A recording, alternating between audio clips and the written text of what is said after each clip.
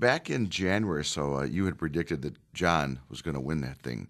And I kept thinking as I watched it, he had to have benefited from conversations with you about how to approach it. Because I was, we both know John pretty well. And at one point when I was watching the show and there was some argument going on between somebody, and Donald Trump turns to John and says, "John, what do you think?" And I'm going, "Oh my God, John Rich as the voice of reason." Yeah. How did we?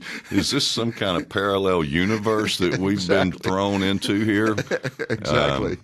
But I, you know what? I was not surprised by John's performance, and we had talked about it, and all I told John was never, ever forget that camera and that lav, that lavalier, that your microphone, you're mic'd all the time.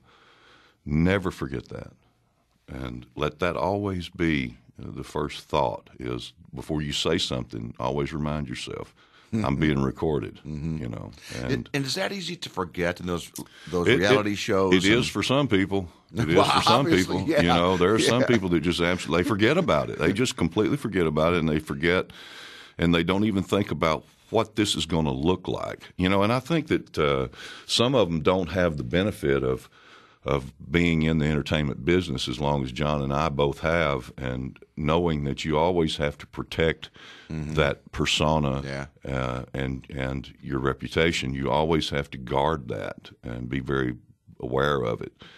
So we have that going for us anyway, but some people don't.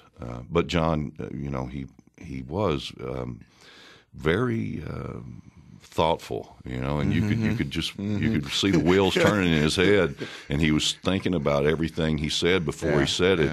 And you and I both know that's not how John always conducts himself, and it's not how I always conduct myself.